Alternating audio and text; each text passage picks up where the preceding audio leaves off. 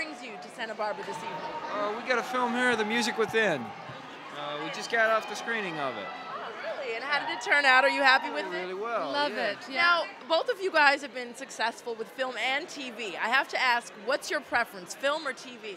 You know, I'm going through that right now. I like both. I mean, acting's from the heart. If it's a great filmmaker or they do TV, they do movies, you do. I like both. I mean, they're all good.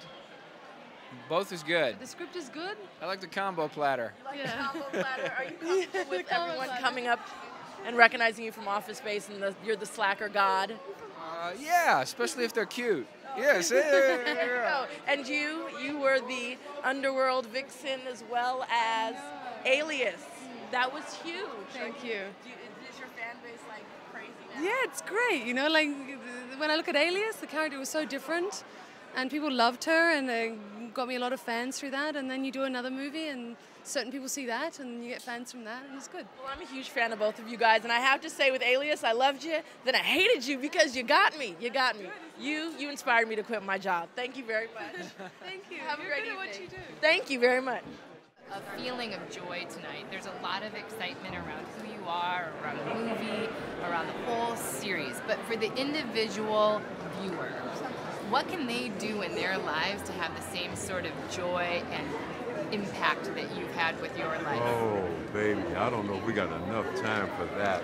I'll tell you what I've talked with a lot of people about recently, and that is being bold enough to do whatever it is that honestly makes you happy. And not necessarily doing what other folks think you should, and not in a negative way, not in a selfish way, but being bold enough to do that thing that makes you happy. That's why there's a why in the title of the film and the book. It's about you and your happiness. What was it like witnessing back, after the film was done, witnessing back all of those experiences in your life, the good ones, the bad ones? What was that like? That was tough. That was tough. But you know, this whole experience has been very cathartic because, for instance, I used to go to San Francisco on business often, and I would see so many of these things, these bad things in my head. I'd be reliving and replaying the same piece of film. But now, it's a whole different movie. Now I can see, okay, well, this is where we shot that scene, or this is where Will told that joke, or that's where I spilled a cup of coffee on him. Okay, so it's a whole different trip, and it's been very cathartic, letting it go. Wow. How's your son doing? My son is fine, man. He's 26. He just turned 26 years old yesterday, and he's doing okay. He's doing pretty good. He's trying to be in the music business. Yeah. Any regrets about making the film? Anything that you kind of wish you could take back? You know what? There's no regrets whatsoever. I trusted a guy who is probably look, he's one of the biggest movie stars in the world, but this was an opportunity for him to show, hey, I'm really a great actor. And it's really I a great trusted him. story. Oh, man. No regrets whatsoever. Well, you've inspired so many people, and I know that's a big thing to put on your shoulders after all your success, so congratulations. You know what? It's not about me, okay? You just keep pursuing your happiness. Well, it must have been quite an incredible experience to have not only a story about your life and have it made into a movie and portrayed by someone like Will Smith. What is in store now when you've hit such a pinnacle in your life? I'm going to Disneyland. Have you never been to Disneyland before? No, I haven't. as a Really? matter of Oh, my fact. goodness. I've worked there, but never to just relax. No, we're doing some other things now. We're working on a second book right now. Oh, wonderful. And we're doing some work in South Africa that next to raising my children is the most important thing I'll ever do in my life. And we're talking with some folks about maybe doing something on television, so we'll see. Wow, that would be absolutely incredible. We'll see. I don't. Hey, how are you? Good to see you. Good to see you. That's so wrong. It is all good. How you feeling? I'm feeling great. So, Will, I want to ask you something a little bit different. If you could create your own reality, as I think you must do. And I can. You can. And I you absolutely right? can, and I do every day. Now, if you could create 3 outcomes within the next 3 months, what would they be? I could create 3 outcomes. How big?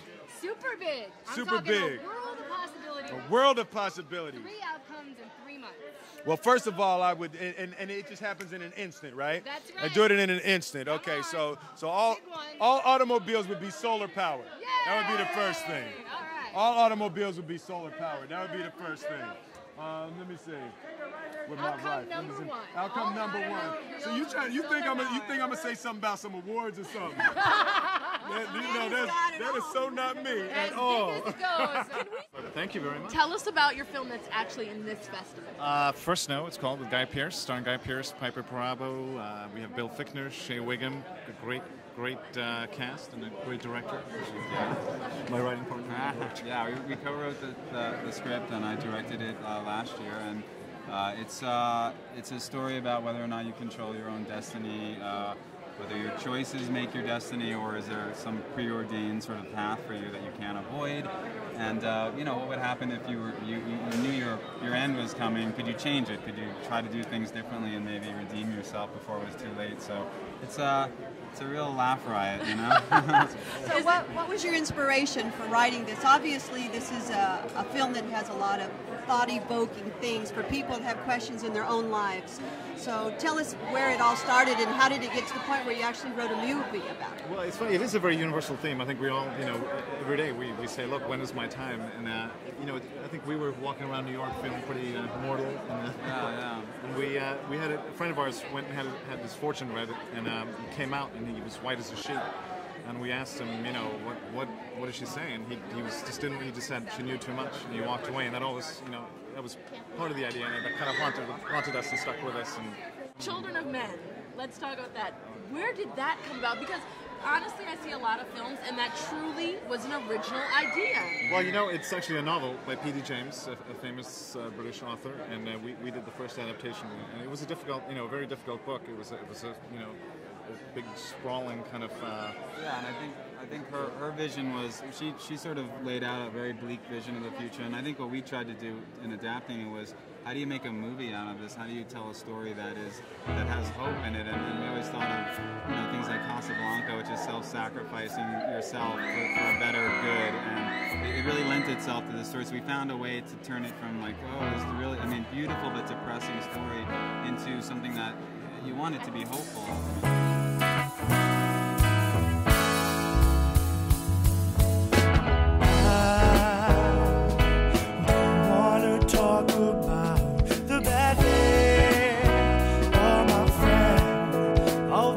That we are here, that makes today a good day, a good day, a good day, yeah. Wake up, it's time to rise and shine. Just another day in this life of mine. I take a deep breath, my lungs filled to capacity. It's gotta be a good day. Why? Because it has to be. Stretch out my arms, I exhale out my worries. Rejuvenated, no end to the possibilities. Mind, it fills my bloodline, yeah, my soul becomes whole as I swing from the vine. I'm unconcerned with time, I finally feel fine. Day is as it should be, of my own design. There's no alarm clock needed when I rest, sleep, and dream. My circadian rhythms are all that I need, and I unchoose a bad day, and I unchoose to grieve, because you can't have a good day unless you believe. Every day